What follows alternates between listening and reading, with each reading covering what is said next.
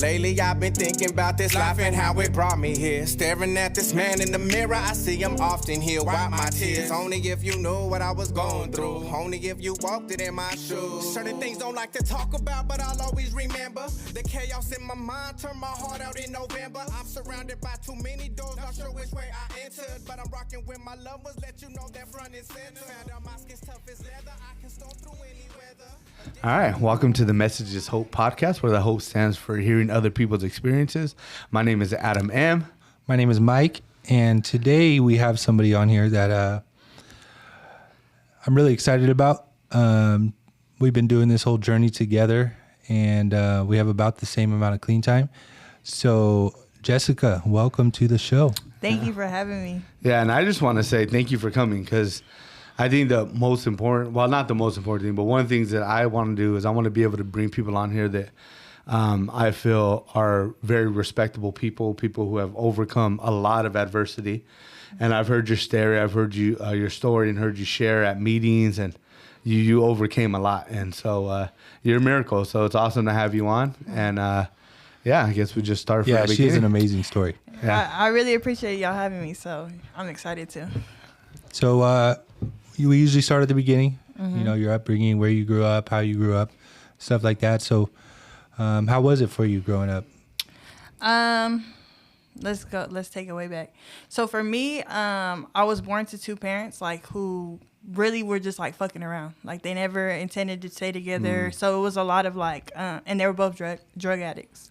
So there was a lot of abuse and them being young, and like my dad was younger than my mom, so he was really immature. Like, you know, so a lot of the stories I hear like from back then, it's just a lot of chaos and drama, like young couples and how they beef and how they have a kid, like, oh, my baby mama, my baby daddy, you know? And so it started there, and then sorry about that.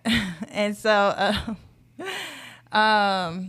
really my mom, like I said, was in her addiction, and so I spent a lot of time growing up with my grandma. So like by the age of 5, my mom gave custody to my grandma. My brother was about 1-2 years old. So he was like fairly new into the world. And so me and him went to live with my grandma. I have an older sister who's 8 years older than me. And so we all lived under my grandmother's roof. And but before that, like when I was 5, like from the ages of being born to 5, like I thugged it out with my mom. Like me and my mom probably have the closest relationship of like my siblings, like, you know. It comes with trauma and drama, and you know, we're so much alike. We've been through so much together, so like a lot of each other, like we trigger each other really well. So I grew up with my grandma. My grandma was working 2 jobs, going to nursing school for her master's, keeping it together, raising her daughter's kids. How do I explain it? She had a lot of trauma herself, like a lot of things. It goes back for bloodlines, but how do I say it? So she was like a really working hard, like she's Filipino Mexican, like she was it's ingrained in her to like work hard. So she had 2 jobs, like I said, going to school. My sister took care of us a lot, like the dynamics of like my grandma providing, my sister providing care, and like putting you to bed, nap times, food, like, you know, taking, you know, that type of stuff. And with my grandma, like I see it now, she did the best she could, like with what she had at the time. Probably raising her kids was not in her plans, not ideal for her. But we grew up pretty well. Like we grew up on the north end of San Bernardino. Like at the time there were some solid apartments, like where people were paying like good money to live there, and it was a nice neighborhood. And then eventually we ended up getting a house and having a really stable like environment. Basically, it was pretty stable for the most part. Like, but me in the background, like I was the only one with a dad present in their life. So when my mom was out, my dad started getting his shit together. And so I remember my dad being in and out like on the weekends, and I remember like visiting my mom in sober livings and like her trying to get her shit together. And it was just a lot of chaos. Like I feel like I witnessed it all. Like I was there for a lot of it. Like I was smart enough to understand what was going on. Like the fights with my mom and my grandma, and like them not really liking my dad too much, probably because of whatever past dramas or whatever. And me being the only one of my mom's kids that had a dad present, I felt like that also made it, I don't know, it made it different. My experience was different. Like, I had a unique, I guess we all know that we're not so unique, but at the time I felt unique, like the black sheep, like the one, like, my grandma, it's funny, I remember this memory. My grandma would sing my brother to sleep at night and tell him, like, pray with him and do all those things. And, like, and I remember, like, hearing from my bedroom, and I used to think, like, I'd be laying in my bed alone. And I'm, like, only a couple years older than him. So, like, I would hear those things, and I'd be, like, jealous of the relationship they had, because my grandma, like, I see it now, like, all the energy and feelings she had toward my mom, she took it out on me. Right. Because I probably looked like my mom the most, I acted like her the most, and, like, you know, so it was like, it's that second-handed, like, treatment of how, you know, treated my mom. So and she probably felt like your brother had less support than you had, right? And, like, because I noticed that with my kids, like, if one of them is, like, not doing well, like, mentally, emotionally, like I'll gravitate towards that one, because I feel like that's the one that needs my attention. That's the one, you know, but you can kind of start to see that the other kids get a little jealous of that. You know what I mean? And so, yeah, so she probably felt like you had more support because your dad was around.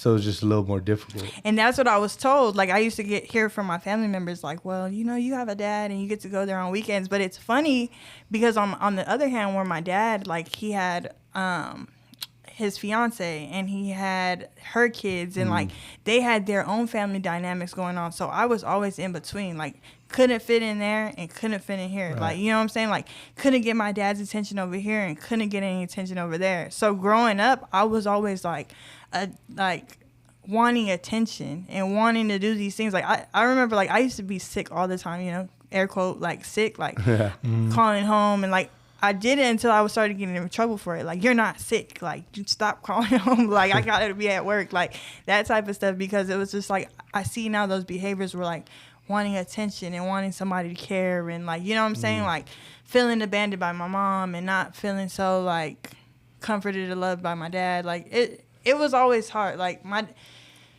it's weird because, like, even on my dad's side, I didn't really get the attention that I desired. Were you guys the only set of kids that your grandma was taking care of? Yes. So it's just your mom's kids? Yeah, my mom's kids. And it's funny because on the other hand, I have an aunt, and she has a husband, and, like, they have it's funny because every time, so when we lived in those apartments I talked about, they lived in the same apartment complex. When they moved into a house, me and my grandma moved into a house, like, down the street. So we always lived very close. Like, so when my grandma couldn't take care of us, we'd be at my aunt's house. Like, so me and my cousins grew up like siblings, pretty much. Just for the extra support. Like, it takes the village to raise the kids, you know? So it's like, they were the closest to us. And so we grew up, it's funny because I talk about this all the time. We grew up really, like, close, but so in different worlds. Like, they had the mom, the dad. They're both working class. Like, their mom and dads are present in their lives and at their games and, like, at their events or whatever, like, you know? And they get to eat dinner together, and they get to do all these things, like, you know, just extra support. Like, just the extra support, really. Okay.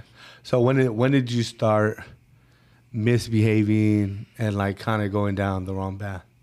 How old were you, would you say? Honestly, like I said, it started early for me. And I wouldn't say, like, we talk about a lot in recovery, right? Like, those signs you see earlier in yourself. Like, when you can recall, like, I can recall, like, just being that. That's why I always tell my nephew to be nice to, like, to the bullies. Like, because they're bullying for a reason. Like, they must be enduring some type of trauma where they feel like they have to go and take that out on somebody else. Like, you know what I'm saying? Their situation at home could be, like, not a good one, right? And so for me, like I said, like, the calling home sick, the acting out in class, like, the just different things, bullying other kids. Like, I remember feeling like I had to, like, you know, like, because I also felt unwanted, like, by other, like, my peers. Like, you know what I'm saying? Nobody wants to be my friend. Like, you're a fucking bully. That's why. But, so as growing up, like, of course, I gravitated toward, like, my group, right? Like I said, I lived on the north end of San Bernardino, so the kids growing up in that area were, like, cool, like, 2-parent households for the most part, like, just, you know, suburbs, like, kind of thing. And as I grew up, so my family dynamics at home started changing, too. Like, when I got into middle school, my mom started coming back into our lives. My sister went to prison. So like I said, my sister was taking us to school, picking us up, taking us to the bus stop, picking us up. Like, my sister was so present, like, in the form of a second mom, right? So when my mom started coming back in, like, late elementary, early, like, middle school, like, those type of times, I think I started acting out more because I'm like, oh, my mom's back around, you know? Like, my mom, you know, and it's crazy because the fights I used to hear between my mom and my grandma, like, my grandma would use us as a tool, like, to get under my mom's skin. Like, you can't see them today, or you can't have them this weekend, or you, like, you know what I'm saying? You're privileged. Like, anything that my grandma didn't like that my mom did, like, she'd use us as a tool, like, against her. And so, like, I grew up resenting her for that. Like, I don't, you know, like, I didn't like that. So, like I said, so when I started acting out, really, like, it wasn't until after middle school. Like, for the most part, I was still contained. Like, I was very sheltered. Like, I didn't know a lot about much. Like, I didn't know a lot about hood shit. Like, I remember growing up in the hood, like, being a child with my mom, like, ghetto baby in diapers running around the Newports on date. Like, I can remember those times. The Newports? The Newports on date. I was in Date Park. Yeah. For real. We were in the Newports. Right down the street. Yeah, we lived in Newports, the zoo in Colton. Like, we lived in all type of That's where I went to places. elementary school. By the zoo? Yeah. Yeah. So, like, I was all over for sure. I'm a Dino baby for sure, if I didn't mention that. But, and then You didn't have to bang on us. Yeah. I'm pretty sure they could tell. Yeah. No, but, so, yeah, like, it's weird how everything started to escalate. Like, so like I said, I was really sheltered. Like, I didn't know about sex. I didn't know about drugs too much. Like, nobody around me was doing those type of things. And then as I got into high school, so when you get into your high school, it's different sections of the city coming together, right? Like, the east side, the west side, the north end, like, you know, the downtown area. Like, all these different kids are coming from different middle schools. They're meeting up at this high school, and everyone comes from different backgrounds. So immediately I started to gravitate toward, in high school, I started to gravitate toward the kids that I felt like related to me the most. Like, oh, they seem broken, or they seem like they're hurting, or they seem like, you know what I'm saying? So for some reason, my soul attracted me there, like, to the kids who were fucking up, getting in riots, getting in fights, smoking at school, like, and that started probably instantaneously for me in high school, and I was really distracted. I went to high schools, so I went to my home high school. Probably shouldn't mention that, right? I went to my home high school, and every year for 4 years. But each year, I also went to a different high school. So there was a time I went to, like, a boot camp high school. There was a time I went to a high school with my dad because I ran away from my mom. Like, there was a time that I went to a continuation school 1 year. That was my last year of high school. And it's funny because my last year of high school is when I really started fucking up. So, like, I just turned... So, going into senior year, I turned 17, right? Started having sex, started having boyfriends, started being promiscuous, just... That's when shit took off. Started doing drugs, smoking hella weed, like... So, when I lived with my dad, when I was 15... I moved in with my dad because I ran away from my mom. She put me in this boot camp school. Not having that. So I was like, I'm going to my dad's house, like, out of spite, right? And he sent me to this high school, and it was just like he had no, like, supervision of me. And I had a stepbrother who was a year younger than me, and he smoked weed. So, like, everything he did, smoke weed, go to parties. Like, I was trying to do the same things, even though that shit wouldn't fly with my mom, you know? And so I started learning those behaviors there, smoking. So when I got back with my mom, I tried to still keep smoking, like, on the low. And my mom was working a 12-hour job at this point. So, like, she'd be gone before I went to school, and she wouldn't come home till, like, hours after me getting out of school, you know? So, like, that gave me so much freedom to, like I said, have sex, do drugs, like, all the shit that I wanted to do. And She's gonna hear this. I'm telling myself. But yeah. So like I said, in high school, I had like I wanted the gangbanger boyfriend. Like I wanted the boyfriend from the hood. Like so I tested the waters with that. Like I said, my senior year is when everything really took off. Like had sex for the first time. I said that already.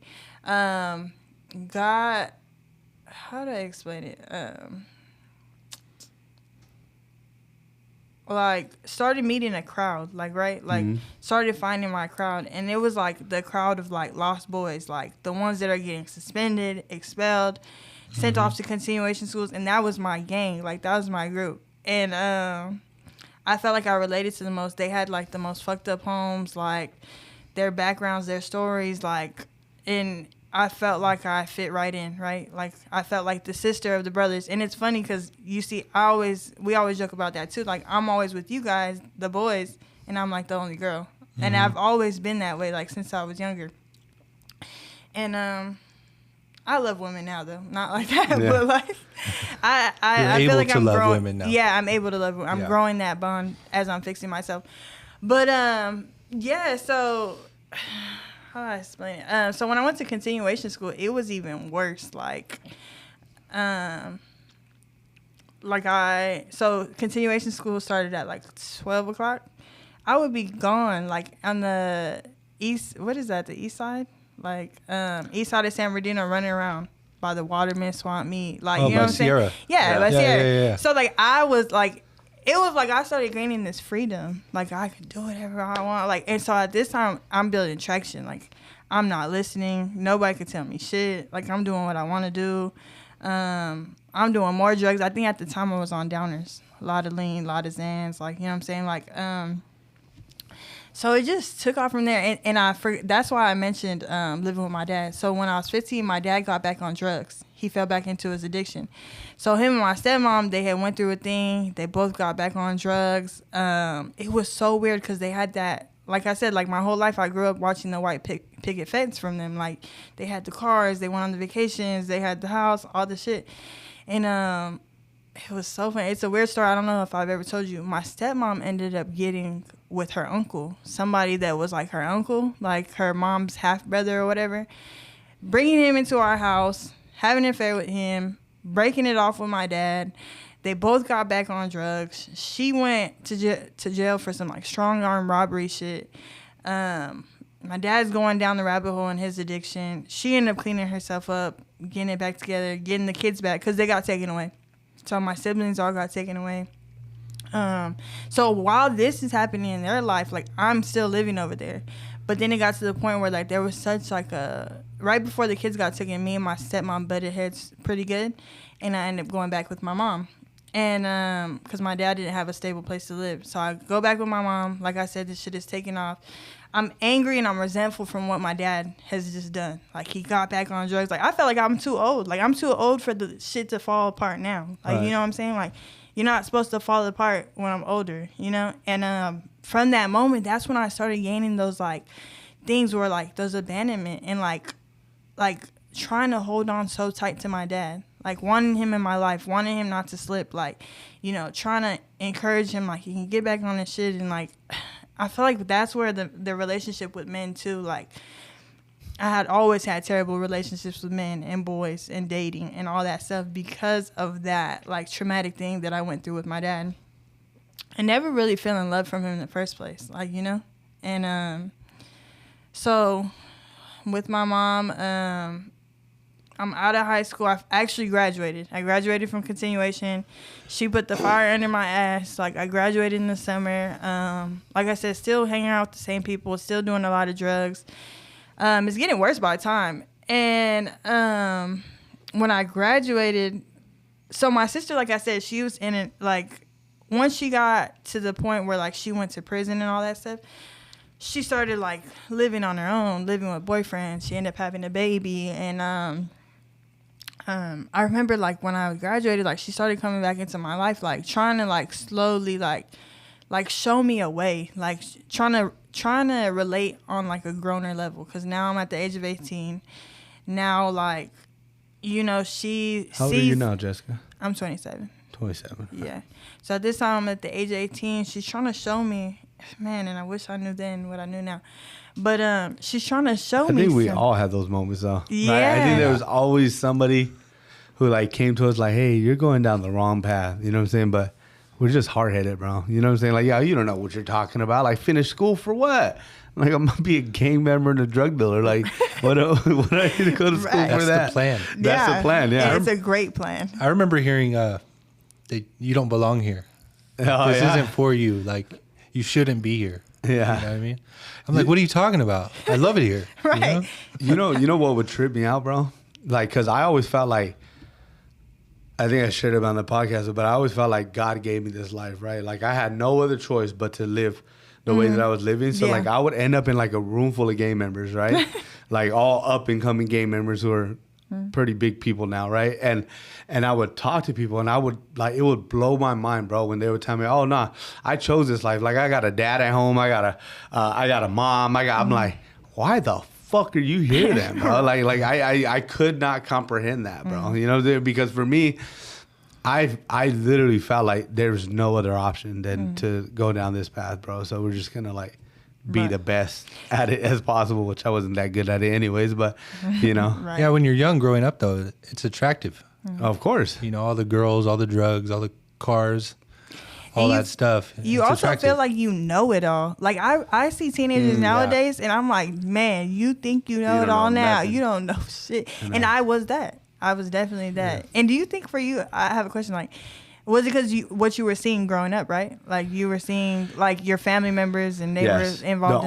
The only mentors that I've had that were male figures, all had tattoos on them, and like my uncle Eddie, God rest his soul, he was a big father figure in my life, but he was also the tattoo artist of the neighborhood. He overdosed and died from heroin, like you know what I'm saying. And he was buff, and he walked around with fucking white tees, and so even him, you know, even though he was a positive role model to me in a sense of like he's the only person that could grab me by my neck and say, not like the front of my neck, but the back of my neck, like, what the hell you doing, boy? Like, you know what I'm saying? Get your ass inside. He's the only person I listen to as a male, right? But like all my cousins are from the neighborhood, right? And then all the homies that I kicked it with, we looked up to all the homies in our neighborhood, right? So there was, and they would put us up on game. Like I remember one of my homies gave me like, I think it was like 10 bags of weed. Right, and when I was in high school, and he was like, "Here, sell 6 of them, right? Bring me that money back, and then the 4 for you." And I felt like he was doing something for me, and I mean that because I would sell the other 4, or I would smoke them. Sometimes I would smoke them, right? You know, Right. but a lot of times I would sell them, and then I would go back to my mom with like $40 and be like, "Here, mom, like I found this money walking home, so that she could buy us food." Right. You know what I mean? So like, even though it was a wrong way, and I talked to Juan about this, right? I don't think that like there's nothing wrong with anybody that I grew up with or looking up to, right? Because they did the best they could with what they knew, and they showed me love how they could show me love, right? Because Right. if any of those foods, if I ever had a problem, like, hey, like I'm not gonna say no names, but like, hey, bro, like this is popping over here, like, you know what I'm saying? They would be there with 5 other dudes that I might not even know. But they're like, you know what I'm saying? We're going to get this food. But And if there they I told go. me to, as a kid, to like climb through a window, right? I'm climbing through a window. Right. Like that's just the love that we had, right? Yeah. So that's the only role models that I had. And yeah, there was a lot of negative stuff that they showed me, but there's also a lot of the reasons why I am who I am today. And the reason why I carry myself with respect, integrity, because that was always like Instilled. that was instilled in me, right? Men, we carry ourselves a certain way. Right. And if it wasn't for the streets, I wouldn't even know how to carry myself in my day now. You know, I don't walk around with a chip on my shoulder anymore. And they even told me that though too. I remember one time I was drunk, I was set tripping, and I'm like, whoop whoop this, whoop that, and fucking one of the homie people inside said, bro, you don't, well, he didn't say bro, I don't know what he said, but he was like, you don't have to prove yourself to nobody.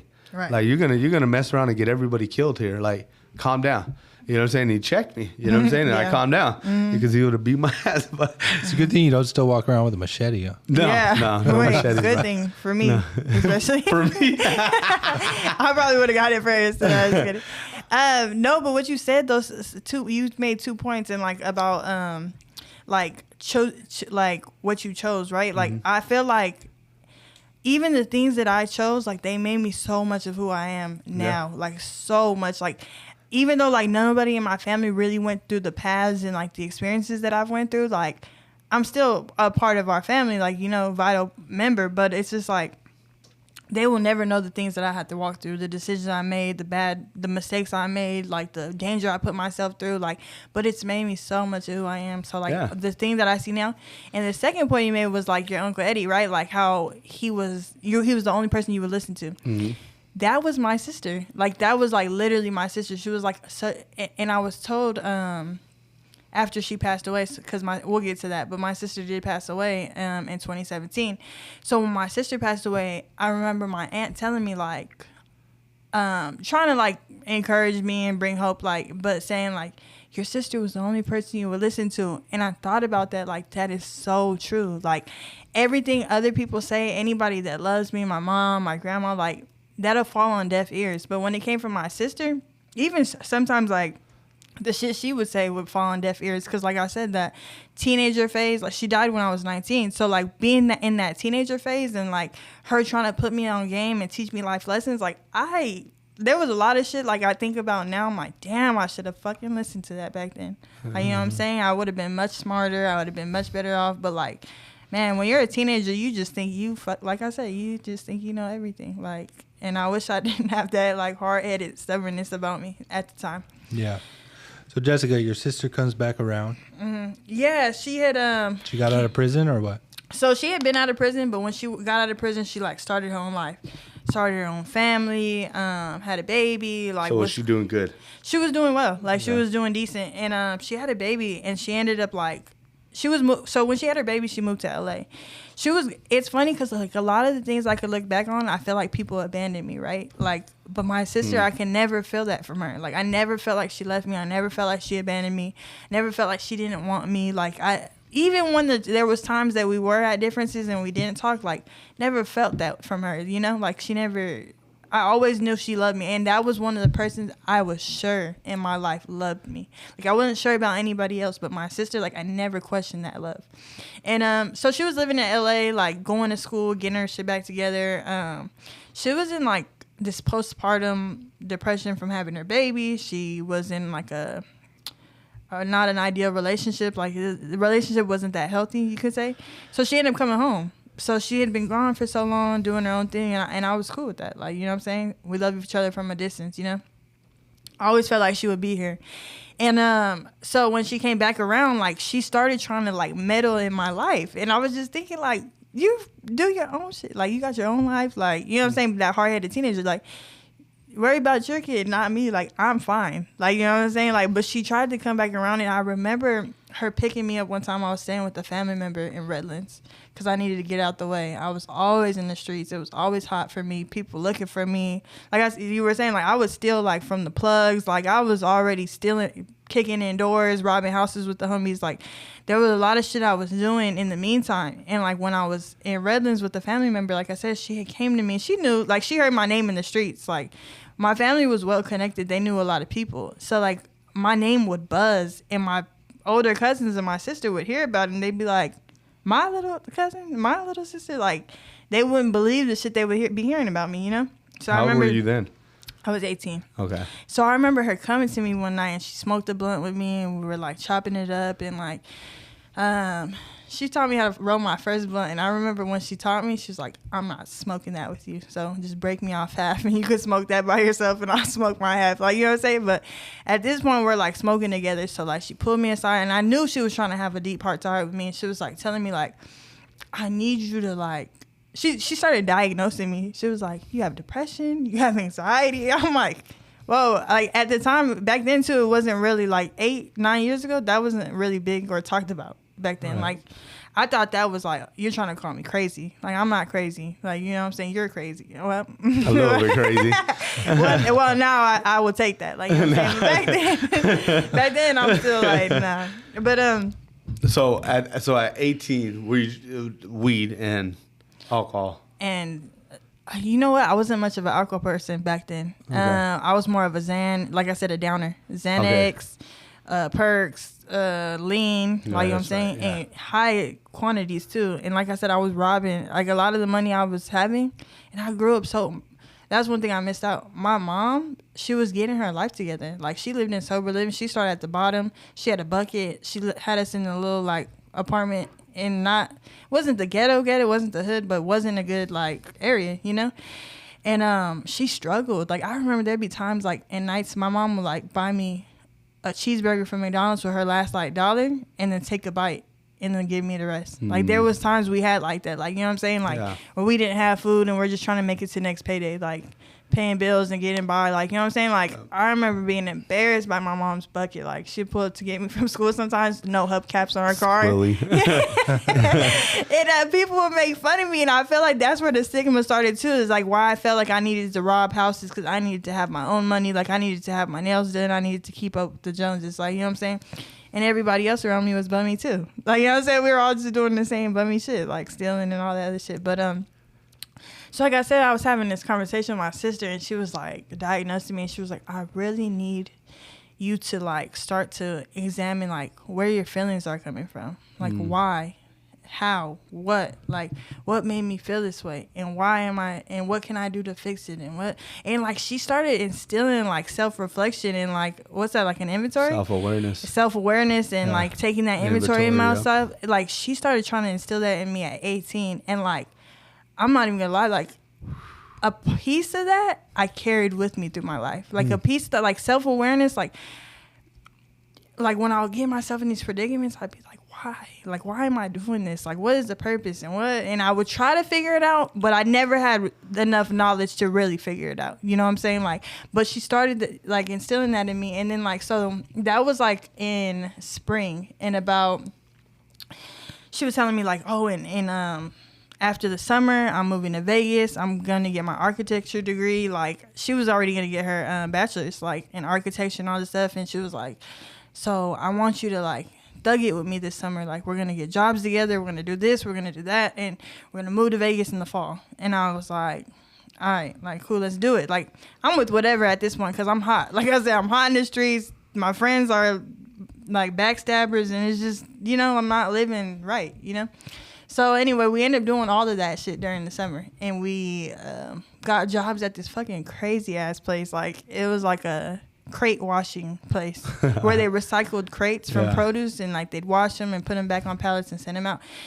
Bro, I remember thinking like, why any job? We could have any job, but I think about it now. She's instilling hard work in me. She's instilling like stability, like suiting up and showing up. All the things that went over my head back then. You know what I'm saying? And so long story short, we had a summer together, and man, like the things that she taught me through that summer, the knowledge she tried to drop in my head, like that always went over. Like I replay that summer in my head a lot because like that was the last summer we'd have together, you know? So then we did move to Vegas, and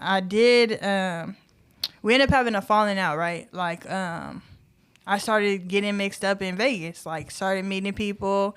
At this time, I'm drinking now because I don't know where the drugs are at. So at this time, I'm drinking with randoms, right? On like people I'm meeting at the bus stop. Like some kids, they were like kids around my age too. So meeting these people, I ended up running into an experience where I was living with my sister in Vegas. We ended up having a falling out because I brought this random bitch.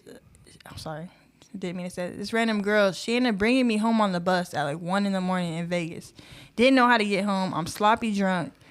And that was the last bus to get me home, right? So the girl couldn't get back to wherever she was going. So I'm like, just come in. I'm drunk, you know? That was one of my sister's main rules. I don't want nobody in my house. So it just ended up being like a falling out between us. And she's trying to, it's like we were butt heads. And it's like, who can butt harder, you know? Right. Like, she's trying to assert her dominance, and I'm trying to show her, like, I'm not no little ass. Like, you know, I'm not a little kid. Like, you're not going to treat me like, you're not a little kid me or treat me like your kid, because I'm not. But, man, I wish I could go back and slap myself because, bro, I know what she was trying to do now. Like, back then, you know what I'm saying? She made sure I got a job when I got to Vegas. She made sure I got myself set. She wasn't good. I couldn't rely on her for transportation. I had to ride the bus. I had to figure out the bus system and get myself the job. Look at all the shit she was teaching me. Like, all the shit she's trying to instill in me at that young age. Like, you know, at 18, like, trying to show me the world. And, like, I'm missing it. I'm not getting it. It's still on my terms. I'm still a victim. I'm still thinking about, like, my dad getting back on drugs, my mom not being there. Like, it was always this, like, pity party for myself. People should take care of me. They should feel sorry for me. Like, that was always my, like, you know, MO. Like, so anyway, we had this falling out, and instead of going back home, she told me to go back home. I ended up staying in Vegas. And this is where the story gets interesting. Because, like, I stayed in Vegas. And I think you guys know this, right? Yeah. I stayed in Vegas and I was homeless. Like, I'd carry around my totes. Like, there's these tubs that I carry my clothes and my paperwork in and all that stuff. I'd take those totes on the bus. I'd get a ride from whoever, like somebody I met at work, and I'd be sleeping. I was couch surfing. This was the first time I really felt homelessness, like, and I was 18 still. And it was crazy. You know what? Yeah, I was 18. And so going through these things and just all this stuff, and Vegas is like you guys know Vegas. Oh, you yeah. guys know Vegas. Everyone knows Vegas. Yeah. Vegas is cutthroat. And Yeah, I it was is. not prepared for that. Especially the sheltered person like I was. Thought it was hard, but I really wasn't hard. Like, you know what I'm saying? I thought I was tough. I thought I was brave. Oh, I got homies from the hood. Like, all my homies just got their put on to the hood. Like, you know what I'm saying? But a lot of my homies were younger than me, too. Like, 15, 16, 17. So I just thought I was hard. You know, I knew all the gangbangers. So when I got to Vegas, that shit ate me up. Like I said, I had became homeless. So then I'm trying to find my way. And the same girl that got me kicked out, I started thugging around with her. And she happened to be some, like, runaway, too. A random runaway, thugging, surviving on the streets by herself, too. So we ended up being two homeless girls, young homeless girls, running around together in Vegas. Yeah, and it was crazy. It's like a movie sometimes. And, good, Mike? And, yeah, so I remember one time, like, I had some homies come from San Bernardino, and they knew some big homies that lived in Vegas. And the big homies started putting us on the different schemes and scams. Now we're trying to get on the schemes and scams. How do we get money? How do we get, like, in Vegas, they do weekly. So we're like, we could just get a weekly. Like, we had this master plan. We could get a weekly, all this stuff. So it led us to the Blade, like. Weekly at a hotel. Yeah, right? weekly at a hotel. Yeah. It started leading us to, like, the hostels and the Blades. Yeah. And now I'm starting to see Vegas, like, oh, there's really hoes out here. Like, I didn't know about hoes. Like I said, I'm sheltered. I didn't know. I knew about G Street in my own city, but, like, I didn't really know about that life. Like, my mom I remember this one time my mom was like, I'm like, Mama, look at her. And we're going down baseline. Mama, look at her. She's like, Jessica, shut up. And, like, from then on, I just shut up. Like, I didn't say nothing about them. I didn't think about it. Like, when we would go down, I just, like, wouldn't think nothing about it. Like, oh, I don't know what they're doing. They're just dressed like that, and they're standing on baseline. I don't know. You know what I'm saying? I always use that as examples for my kids. See? You don't want to go to school. You don't want to get a job. You don't want to work. Like, that's for real, bro. Mm-hmm. Like, there's times, bro, where I feel like pulling over and, like next to, like, a homeless embankment, like, hey, tell my kids how horrible it is. I'll give you $20. You know what I'm saying? Like, for reals, man. Because, you know, for me personally, I want to use everything. Tell them to stay in school. Yeah. Or you're gonna fucking breathe on them too. You know what I'm saying? Like, let them, you're gonna breathe on them.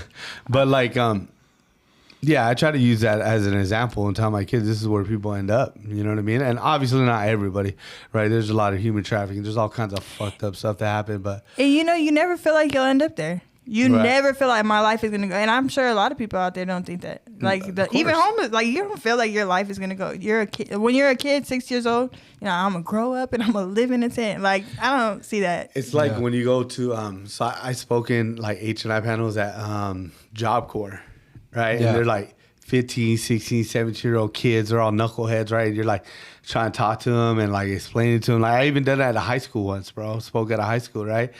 And, like, one of the kids, like, do you gang bang? Like, no, I don't, bro. Like, but like, at that age, you're just smoking weed, and you're like, I'm just a fucking piet. I like smoking weed, you know? You never say, I can't wait to shove needles in my arm and fucking. I call that the good old days. Yeah. When we just smoked weed. Yeah. Never go back to that for sure. Yeah, for sure. So then you go to the host row. Yeah, so now I'm starting to see this exposure. And I remember there one night, like, we're trotting up and down the strip. Like, so we started on the strip, and then we're a little too childish for the strip. We were children. At the time, I didn't know. She was telling me she was 17, turning 18. She was actually 16. And I was 18, turning 19. So we're two dummies walking around the strip, la-di-da-di-da, thinking shit's cool. We ended up getting separated somehow, and I ended up running into this, like, I didn't know at the time. I didn't really know what a pimp was, but he had chains on. He had designer on. He's, like, intimidating and scary. He traps me in, like, this, like, it's crazy because on the strip, it was like, usually this place is like lit up, but it was like a dark alley at the time.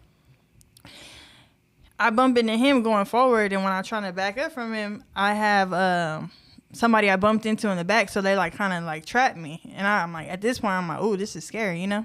Still playing with fire though. He ended up taking my number, got my phone, called himself. You know, my friend ended up meeting back up with me at the exact same time while all this is happening. So we go off, whatever. That day was a bust. He was trying to blow up my phone. I remember just not answering. The next day we tried like the real blade. So there's the strip for like escorts and like high class, like businessmen, whatever. And there's like So you guys are on the host row we're with on the intent. strip. Yeah. It would intent to sell. Yeah. Or we don't, at the time, we're just thinking like, oh, we just have to talk. We're so gullible and naive. We're still thinking it's just talking. We're not thinking about sex. I don't think it's intent to sell anything. It's just like, we're just like, we can like finesse people out their money. Like that's men. Like they want to hang out with us. They want to talk to us. And we have older men in our ear telling us that's what it is. Like, oh, they just want to talk to you. They just want to do that. Yeah. You know? Because they're going to get a piece of the pie. You know what I'm saying? Because they're letting us stay. We're homeless. They're letting us stay with them. So then, you know, they're trying to put us on type shit. And I know a way you could get some money. So anyway, I meet this guy, whatever. This guy's important because he ends up in the story later.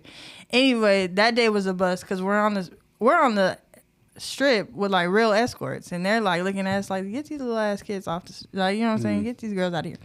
So next day we go to like the actual like a blade, you'll call it. This is the hostro, like and it's like prostitutes walking up and down the street. They're half naked, all this stuff. People in cars are picking them up, and there's a lot of hotels in Vegas. So like there's hotels lined up, so people will walk out their hotel, grab somebody, and take them back. So it's funny because we end up sharing locations, and it was weird. Like, so my homegirl, we shared locations, whatever.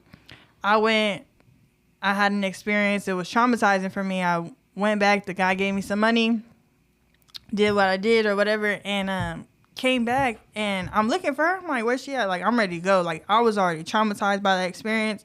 I'm going to take this little $100 and I'm about to dip. Like, you know what I'm saying? We got $100 that'll last us. You know what I'm saying? Like, $100, we're homeless. Like, we're going to be fine. So me and the dudes we were with, like, we're tracking her location. I'm like, she's somewhere, like, it say 15 minutes away. Like, you know what I'm saying? We're supposed to be in walking distance. We're not supposed to be 15 minutes in the car away, you know? So we start following her location on the phone, driving in the car. Boom. It ended up being like her phone was thrown in a field. And it's a like junkyard field. And we're looking at her, no sign of her, no sign of anybody. Like, and I'm in that moment, I'm shook. Like, I'm shook to the core, right? So anyway, long story short, I ended up finding her. She ended up getting a ride back to where we were staying with the friends, whatever. She was beat up bad. Like, when I got back to her, she was lumpy, all over her head, eyes both black. Like, she had a bad experience with, you know. And we're young. Like, you got to think about it. We're so young at this point. We're so naive. Everything we ever thought, like, our world started just, like, crumbling around us, you know, putting ourselves in bad situations. So, anyway, we end up, after that night, like, we had stayed with each other, but we ended up going our separate ways. Like, she ended up finding somewhere to duck off, and I ended up finding somewhere to duck off. And I was just, like, on my last strand. Like, I'm really trying to make it in Vegas. It wasn't working. I ended up getting fired from my job because I worked at a call center, and I unplugged all the computers in one row. And, like, I got like, suspended. And so I didn't think they were going to hire me back. And it's funny because the day that I actually reunited with that pimp I met on the strip, he called me one morning at a perfect time. Like, I was in a corner. I was backed in a corner. Like, I'm staying with my cousin's baby father. Like, I'm not, you know, I told him, I'm staying for 2 days. Like, and I'm going to go over here, whatever. And so my 2 days is up. And he's like, oh, so where are you going tonight? And I'm like, oh, to my friends. At this time, I still have no plan, you know. Anyway, the guy ends up calling me from a weird number early that morning, and he started talking to me, and like, it was weird how this happened. He starts telling me my story, like, oh, you're out here, you know, you're probably on your own, like, you don't got no family out here. And he was like spitting my story to me. So you probably like having a hard time, like making it. And I'm just thinking, like, man, you don't even know the half. You know, I've been struggling, like I said, carrying these totes on a bus, like, and So I ended up getting into that with him, right? So it's just like, boom, I had that experience with him. He came and picked me up from my cousin's house that night, and we went to his penthouse. He had like a penthouse on the south side of the strip, like near South Point. I thought he was like, bro, he impressed me. For an 18-year-old girl, like, he impressed me. He had 2 cars, a bike, like, big penthouse. You know what's funny? He has a podcast now, but it's weird. Anyway, I'll talk about that later. But, yeah, like, 2, you know, he was just impressive to me because I'm coming from, I'm coming from nothing. I'm coming from poverty, and it's just, like, it was impressive. He had another girl that worked for him, you know what I'm saying? I stayed with him for about 3 months. I got to know his other girl that was working for him. She was a bit old. At the time I was 18, she was 24. And, like, I thought that was so much older than me at the time. Like, that's, 24, you know? And, anyway, to make a long story short, I stayed with him for a few months. I got sent out of state a few times to do, like, what would you call it? Like, online dating services and all that stuff. Like, you know what I'm saying? And those shook me to the core because I've never been out of state. Vegas was the first time I had been out of state, and now I'm traveling to like Nebraska, Iowa, like these random in the middle of nowhere places, and I'm shook. I'm in a hotel room by myself, got people I don't trust. I went to jail out of state. I went to jail in Vegas for that man, and I went to jail out of state for that man, and it was crazy. Like, I was just so traumatized. All these things were happening to me. I was trying to be brave though about it, like trying to act like I'm still gangster, you know, like. Yeah.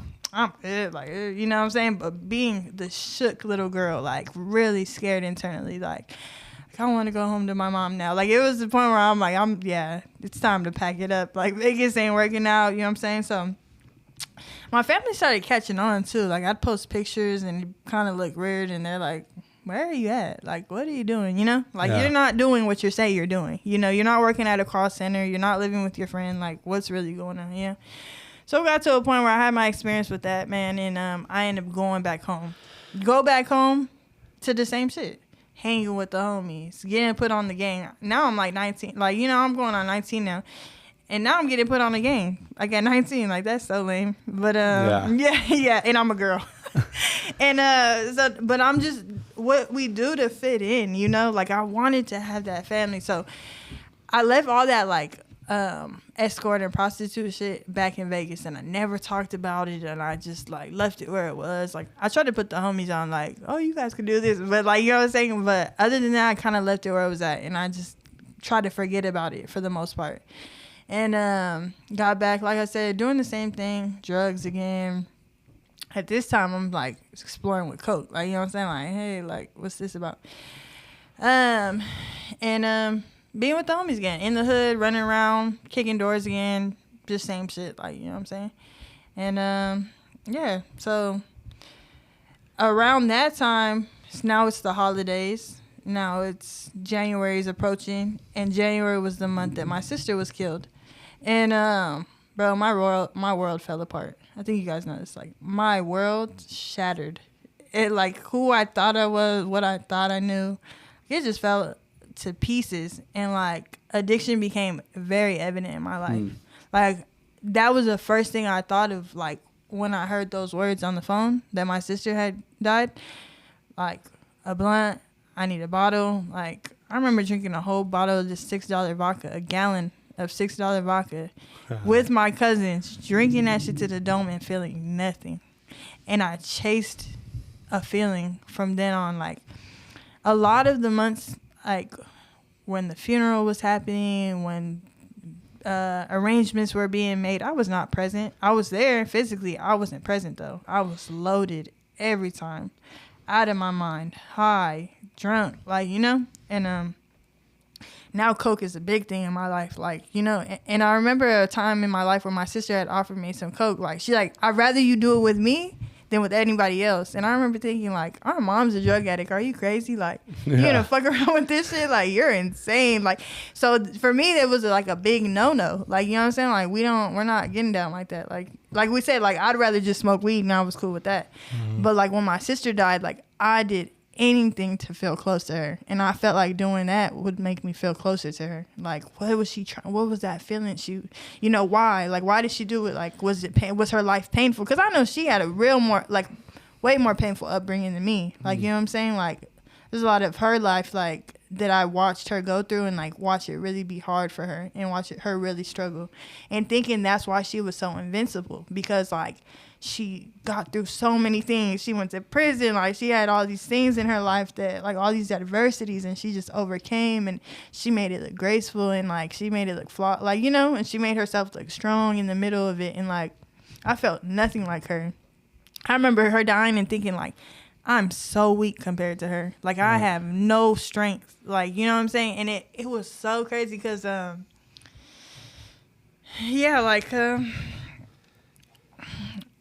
had lost my train of thought actually. But yeah, I always remember comparing myself to her. That's what I was gonna say. She was 27 when she died. I'm 27 now. Mm-hmm. And I think of myself like I'm barely healing. Like I'm barely getting it together. I'm barely trying to figure out life and how to be a good person and how to be a productive member of society. And to see the things that she had faced, like I'm like, damn, like she was still a kid. Like I still feel young, like childish, like just healing that inner child. And that little girl still comes up and I know she had that, you know? So I still think like, damn, you were still just like a kid too yourself, you know? Yeah. A kid trying to figure out, get her college degree, raise her kid, like, you know? And you're lucky that like you're able to like kudos to you to be able to get your life straight at this age, because a lot of people wait till they're you know, and maybe fucking it's never too late to get your life straight, right? Yeah. But as long as you're alive. As long as you're alive, right? I mean, but it's always a good thing. So what was it like at like the end of your road? Like so it sounds like you have a pattern, right? Sleep with a lot of people. All right, stop me when I'm wrong. Okay? No, go ahead. Because I'm not trying to like downplay, right? Sleep with a lot of people. Did a lot of drugs. Did a lot of things you were regretful for. Put yourself in a lot of dangerous situations, right? Yeah. That kind of sums everything up, right? So, like, what was it like at the end of your run? So at the end of my run, like, I was in an abusive relationship. I was in an abusive relationship. I had no friends. Like, all the friends that I had when I was younger, they fell off. Like, we burned each other or whatever, like, you know, like, fell off, falling outs and all that. And so I had no friends. I was hanging out with all the druggies, all the people who doing drugs, like the hard drugs. I'm there. Like, you know what I'm saying? So now I'm hanging out with crackheads. You know what I'm saying? And don't talk about us like that. No, I was a crackhead. I was one of them. If you hang out with 4 of them, you're the 5th one. You know. Was that your drug of choice? Not crack. No. Meth, right? Yeah, coke and meth. Yeah, for sure. So, and it's funny because I was like the secret meth. Like nobody could know I do meth, because then you're really like. But everybody knew. Yeah, but most people knew.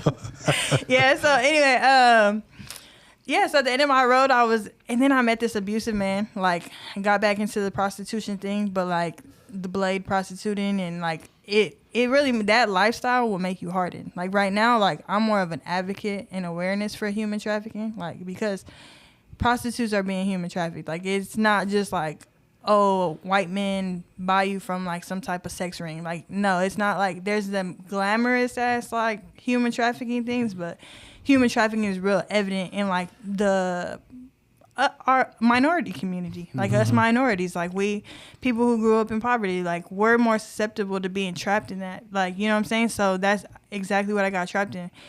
Prostituting for this guy who I really thought loved me. Like I wanted him to love me so bad, and I recognized a pattern in like the abuse, the tactics that he used, and the abuse tactics in my childhood, like I experienced with, you know.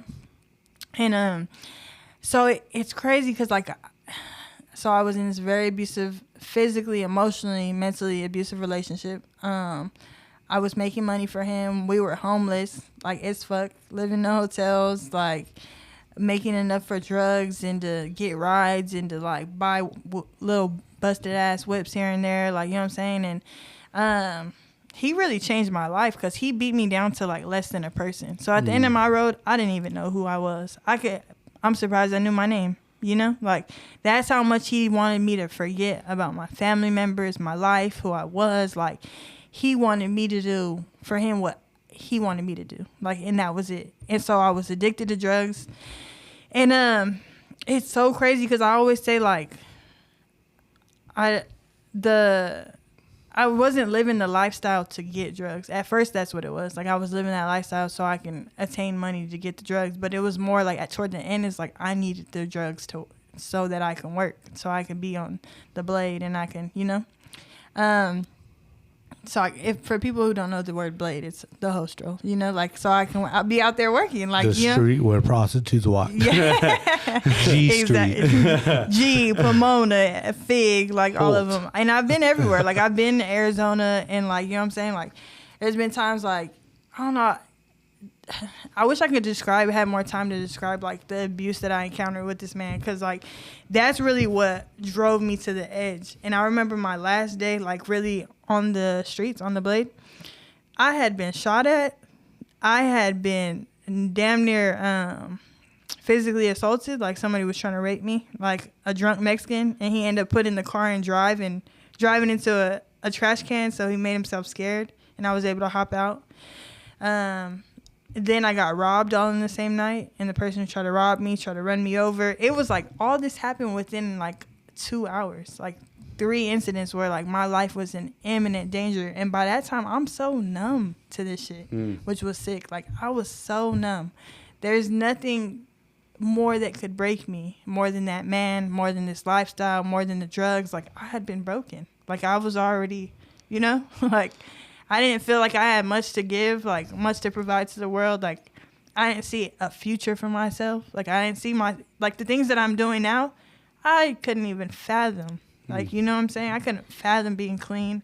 I couldn't fathom being away from this man, So that night I ran away from him. Like, he didn't care. He tried to beat my ass because I didn't make no money that night. You know what I'm saying? Like, and I was like, you know what?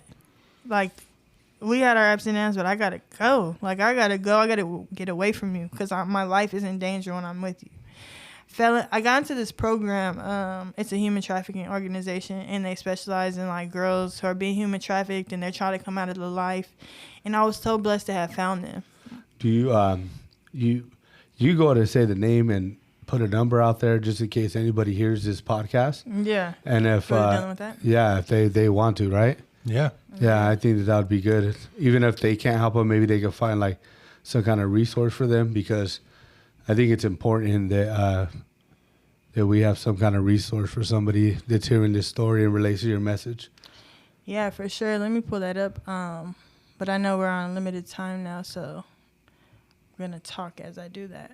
And I also want you to talk about, she gives back to this program too, right? Yeah. Right, I do. Yeah. So now, like, that's what I'm saying. So it went from a 360, like gangs, drugs, prostitution, abusive relationship, like, and like I said, when I escaped and I found this program, they started the process of where I was able to heal. And I remember I tried this program one time before, kind of skated on them, got back with the man, and this last time, like I said, my last day on the blade ever, and I'll always remember that day. I remember I came back to their program, and they're like, so what's the plan? Like, what are we doing next?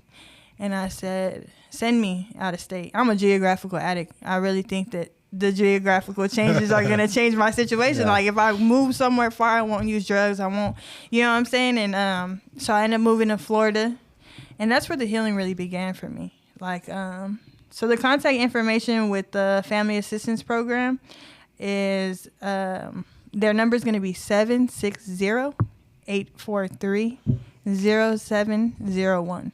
So they're a family assistance program. They deal with different domestic violence, human trafficking, LGBTQ community, any type of assistance and shelter that you need. They'll really help. And they're so vital in, like, the healing process too, like helping you get your shit together, pouring in life to you. Like, they're also survivor led. So, like, a lot of survivors from human trafficking are directors and, like, you know, right, of that program. And that's what makes the process so much better, because it's like, you're telling me I can escape this life, and I believe you because I'm seeing your life. You know what I'm saying? I'm seeing what you have and what you're doing, and you're giving back. And, like, that's the director of my program. Like, she really inspired me in a tremendous way, because I seen what she had, a family, a husband, a kid, a house, like, you know what I'm saying? And I said, if you really went through everything I went through and you have all that, like, I'm going to listen to you. Like, because, like, you're doing it. Like, you know what I'm saying? You're doing something I never imagined myself doing. So, anyway, like, the healing process, like I said, really began in Florida. I moved out. I was still drinking, though. Alcohol is a drug. And I was a big drinker. Like, I used to drink so much. Like, I probably weighed, like, 120 pounds at the time. And maybe even less at some points. And I would drink my weight in liquor. And so I continued to drink when I was in Florida, but I got a lot of extensive therapy in Florida, like a lot of supervision. Like, they were on my ass. It was a Christian-based program, and we all have our own higher powers, right? But that isn't my higher power, but I really am so grateful for that program too. Like, I was able to get a lot of healing, a lot of treatment, a lot of time to reflect, a lot of time to myself, and that started the process. Like, it was that last break that I needed. I needed my soul to break a little more before I had became willing. Like, you know what I'm saying? We were beaten. We could have been beaten, broken, whipped, or whatever, and like until we were willing. And Florida was my last stop. Like, I had ended up getting sent home from Florida because I was drinking, got caught sneaking out with this boy that I loved out there. No, I was kidding. I was in a relationship out there, really codependent, like really did the codependent thing out there. And just thought like, oh, I'm just drinking and I just have a boyfriend. Like, he's a real boyfriend. He's not making me make money or nothing. Yeah. Like, you know what I'm saying? Like, so anyway, so I ended up coming back because they sent me home. And, like, there was something that was happening on that plane and in that airport. Like, my soul was broken a little bit more. And I'm like, fuck. Like, I keep doing the same thing over and over and over. And I just can't escape it. And it was tiring. And I was like, that was where my surrender point came in. Like, I'm ready to I'm willing to do anything. Like, I want to do anything for this to stop, this insanity. Like, I can't, like, you know what I'm saying? I'm not even a person. I've missed out on so much of my family's life, my nephew growing up, like, all these things. My brother, I'm causing him so much pain and heartache, like, just people who loved me, you know? And I just was like, I could cry right now. I was so tired. Like, I couldn't do it anymore. And I remember getting on that plane and, like, making that promise to myself, like, I'm not doing this anymore. Like, I got to do something. And I remember talking to my mom, and she was actually really surprisingly supportive of, like, me coming home and stuff. And I thought she would be tripping. And when she came, she told me on the phone, like, when you come back, we're going to go to a meeting. Mm-hmm. She used to try to take me to meetings all the time. It never worked. I would be in a meeting loaded. I've done it many times just to, you know, get that acceptance from her. Like, oh, I'm in a meeting. Like, you know what I'm saying? But when I came back, I went to my first meeting, and it was October 8th. I'll never forget it. Don't remember. I think it might have been a Friday, but it was October 8th. I took a newcomer chip, and I, like they said, that white chip is like that sign of surrender. I truly did surrender that day. Like, and my life has never been the same. Like, for real. You're like, me cry. No, really, my life has never been the same since then. Like, I got off that plane. I took me a good shower. I laid down for a bit. I had a meeting with my mom, and like someone who's really important in my recovery is my stepdad. Really so important. You guys know that. Yeah. He's so vital. He's like was my sponsor before I got a sponsor. Right. He's somebody who's like a really pillar in my life. Like, he has great recovery himself. Like, I always thought, like, if you could recover from heroin, then I could recover from the shit I'm going through. And he is an ex-heroin addict, and he really showed me, like, bro, how to live this program. Like, you know what I'm saying? Like that, when I was, and I was so, and there's no formula to it, because like I said, I was just so tired and I was ready to do anything. And like, that's where my recovery comes from that fear of ever going back to where I was. I remember my last day on the blade, and I always remember my last day using, because like both of those were so traumatic for me. But I'm one of those addicts that had to bump your head and bump your head and bump your head. I almost cracked my skull open how many times I bumped my head. Yeah. And yeah, it's just like, so that first day, my first meeting, I remember going there with like a open heart and just an open mind and just wanting to be honest, and those things that I didn't know that you needed when you got there. Honesty, open-mindedness, and willingness. I didn't know that's what it took, but that's what I had. I was ready to tell you guys how much I was hurting, how much I didn't want to live how I was living anymore. I'm remembering like how it felt like I did not want to live that way anymore. Like I wanted to do something different. Like I felt like that man didn't break me. Like he used to tell me over and over I wasn't shit. I'd never be nothing, all this stuff. And like a part of me didn't believe him. Like, no, I think I will. Like, I think I can be something. Like, you know, I think like you're wrong. Like, you know what I'm saying? Like, and I'm going to show you. And then it got to the point where I was driven by like, I'm going to show you. I'm going to show myself. And really I started doing it for myself. Like that's how this journey started off. I did it for myself. Like I want to do this. Like I want to be clean. I want to live normal. Like, you know what I'm saying? I don't want to do drugs anymore. I don't want to get caught up in the life. I got clean in the same city that I got loaded in my whole life, or when I started getting loaded in, you know? And it was insane to me. Like, and this process has been like a journey. So what else? So before we go, Yeah. I just want to talk about some of the things that you've accomplished, some of the things you do to give back since you've been clean, and what your life is like today. Okay. I'll try to make it quick for you. Within 30 days of being clean, like I had started school, and and I got into a nursing So how long program. have you been clean now? I've been clean 18 months and some change. So I just took an 18-month chip last week. Was it last week? Yeah, last Monday. I took an 18-month chip, and so within 30 days, I was hitting meetings as much as I could. And I got into school and I was terrified. I didn't think I was smart enough. I didn't think I'd make it past like the probationary phase. I didn't think I'd get to first term or second or third or fourth. And I did my whole nursing program as an LVN, and I finished that in a year. So a lot of the year I was clean, I was doing that. And I was in program with the same human trafficking organization that took me in before I went to Florida. And I did their program, and I had like got this award for being like a dream. It was called a Dreamer Award. So somebody who's achieved a lot in their program, and it was because I was going to school, and I was like, you know, I was staying down. I was going to meetings. I started doing the things. Like I started doing the things that we do, being of service, getting a sponsor. Like, you know what I'm saying? And I don't know. My life just started changing without my permission. We say that a lot. Like my life just. I started changing. I started becoming more confident. And like I said, my stepdad's a real pillar in that, like giving me that love and support like that I always needed from a father figure. And somebody in the program, somebody in recovery, like just trying to help another suffering addict. So I became his daughter, and I was a suffering addict, and I was somebody like he loved and protected, and everything he knew in that knowledge bank of recovery he has, like he gave to me. And like I really learned from it, and I grew from it. And what I'm doing with my life now is I'm finishing up the nursing stuff. I'm getting ready to take my board. The program that I was in offered me a job to work with them for their organization. So I'll be starting that pretty soon here.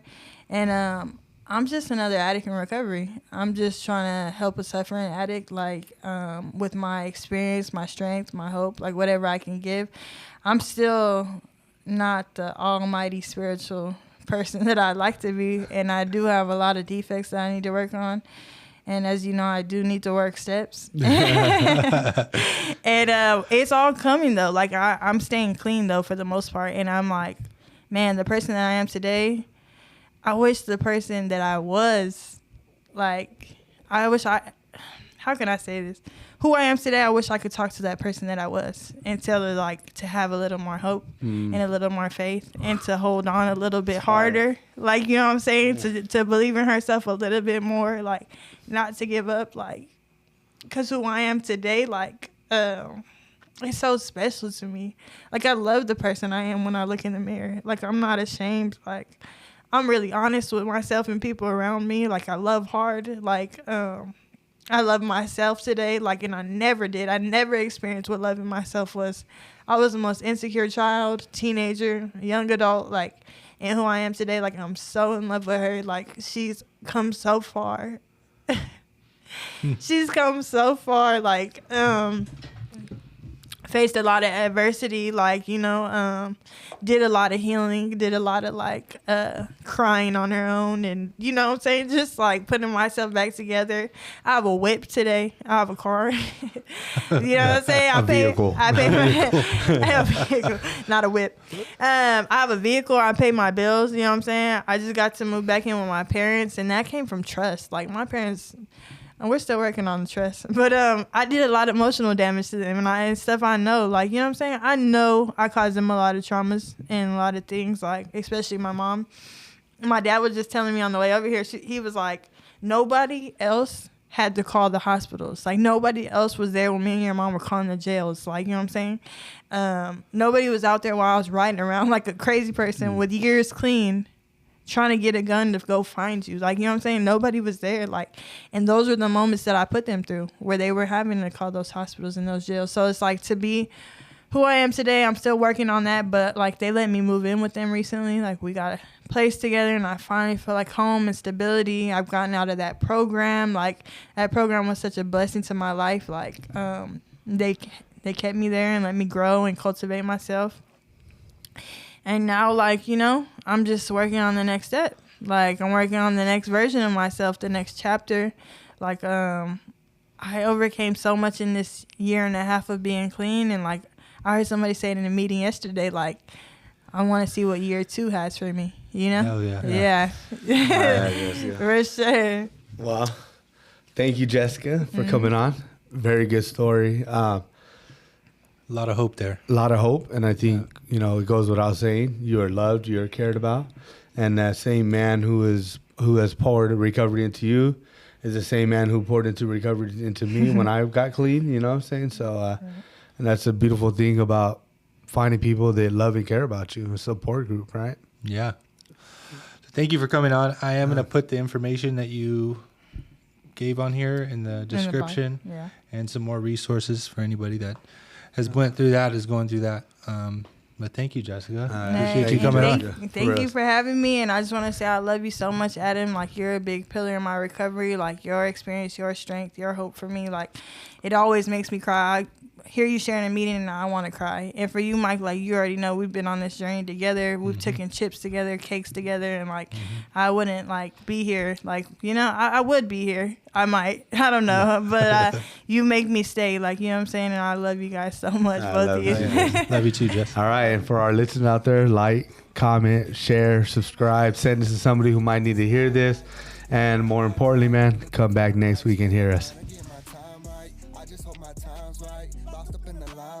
But you'll never know unless you walked up in my shoes. As someone who struggled with addiction in the past, how does it feel to be able to give hope to others who are still struggling now? You know, it's such an honor to be able to hear other people's experiences of life, to see how when faced with the very thing that was sent to destroy you, kill you and take you out forever didn't, but rather you have been given a second chance to give hope and be a light for those who are still in the dark. So don't be afraid to share your message to the world. You never know whose life you might be saving.